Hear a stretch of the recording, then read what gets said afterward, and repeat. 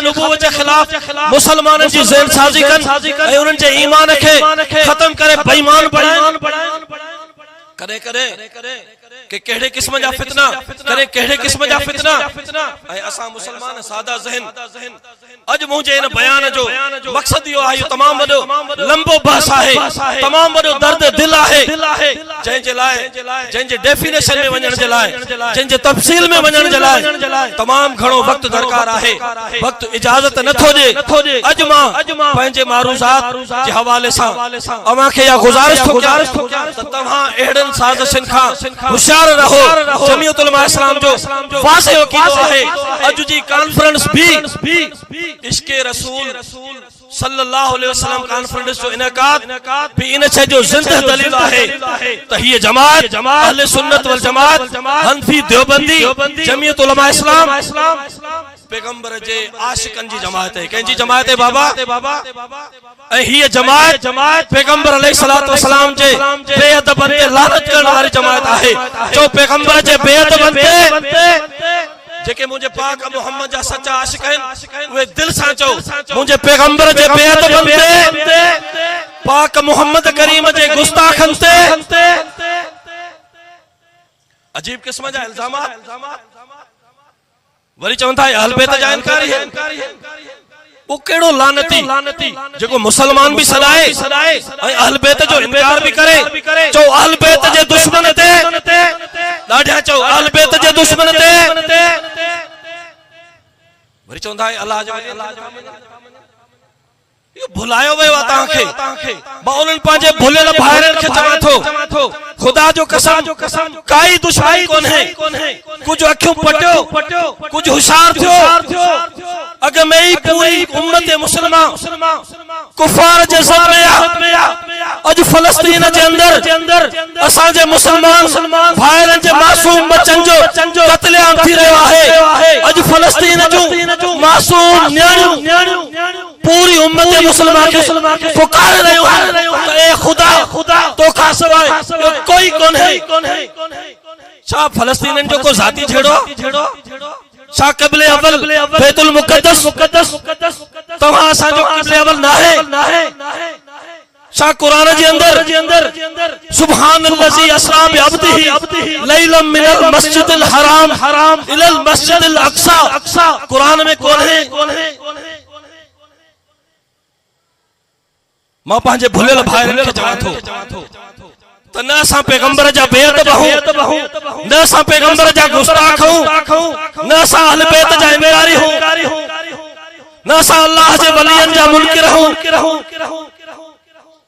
तव्हांखे ग़लत ॿुधायो वियो आहे। अचो असां सां वेहो, अचो असांजे अक़ीदे जी असां खां वज़ाहत वठो। ये उहा जमात जे पैगंबर जे इज्जत ऐं नामूस जे मथां पंहिंजूं जानियूं निशावर कयूं आहिनि। ये उहा जमात जे खत्मे नबूवत जे प्लेटफार्म तां पैगंबर जे खत्मे नबूवत जे दुश्मन उन मुर्तद कादियानन खे रुक चना जबराहन जहन्नम वासिल कयो आहे। ये उहा जमात है जरे नामूस रिसालत जो मसलो आयो है, जरे असेंबली जे अंदर खत्मे नबूवत जे कानून में तरमीम जो मसलो आयो है।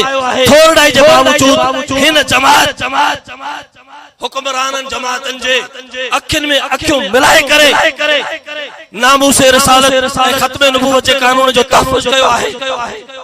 ही उहा जमात है जै नामूस सहाबा जे लाइ, जै नामूस अहल बैत लाइ असेंबलिन जे अंदर असेंबलिन खां ॿाहिरि जलसन में मस्जिदन में मदरसन में मिंबर ते मिहराब ते वेही करे सीनो ताणे करे पंहिंजी जानियूं उन जे लाइ पेश कयूं ऐं बस तकड़ में चई था वियो ते नबी साईं जा बेअदब आहिनि, हे नबी साईं जा गुस्ताख आहिनि, हे सलात जा मुनकिर आहिनि। जी पैगंबर जे बेअदब ते लानत आहे, जी पैगंबर जे गुस्ताख ते लानत आहे, तीअं पैगंबर अलैहिस्सलातु वस्सलाम जे मथां सलातो सलाम जे इनकारी जी जेको इनकारी आहे उन जे मथां बि अल्लाह जी लानत। त मुंहिंजा मोहतरम दोस्तो तव्हां अहिड़े क़िस्म जो माहौल पैदा कयो जेकर हू तव्हां नफ़रत था कनि तव्हां उन्हनि जे नफ़रत जे लाइ हल इहो इख्तियार कयो त तव्हां उनखे समझायो पंहिंजे बुजुर्गनि सां पंहिंजे उलमाए किराम सां वठी करे मिलायो उनखे चओ पंहिंजा सवालनामा खणी अचो तव्हांखे ग़लति ॿुधायो वियो आहे तव्हां भुलियल आहियो पंहिंजे उलमाए किराम सां मिलायो ऐं उम्मत जे वहदत जे लाइ उम्मत जे एके इत्तेहाद जे लाइ अहिड़े तरीक़े सां पंहिंजो किरदार अदा कयो। मुंहिंजा मुहतरम दोस्त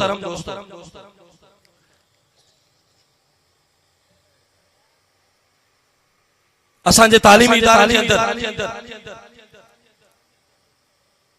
जेकी नौजवान नस्ल जे ज़हनियत खे ख़राब करण जे लाइ उन्हनि में सेक्युलरिज्म केमिनिज्म communism capitalism Leninism Marxism liberalism भरण जे लाइ जेकी असांजे निसाब जे अंदरि बेहुदगियूं कयूं आहिनि एनजीओ जे ज़रिए अमेरिका बराह रास्त फंडिंग थो करे तालीम खे हथी ॾियण जे नाले ते ये सब मुसलमाननि जे ख़िलाफ़ साज़िशूं आहिनि। इन जे करे तव्हां जमियत उलमा इस्लाम जा कारकुन नज़रियाती कारकुन आहियो तव्हांजी सुञाणप ॿियनि खां डिफरेंट आहे तव्हां ज़िम्मेदार आहियो तव्हां अहिड़नि नापाक साज़िशुनि जे ख़िलाफ़ पंहिंजूं सलाहियतूं बरोकार लायो ऐं तव्हां अहिड़े क़िस्म जे अमेरिका जे उन मनहूस क़िस्म जे कोशिशुनि खे उन प्रोपेगेंडाउनि खे बेनकाब कयो उनखे नंगो कयो इंशाअल्लाह ताला उहो ॾींहुं परे नाहे जो पाकिस्तान जे सरज़मीन ते इस्लाम जो आदिलाना निज़ाम नाफ़िज़ थींदो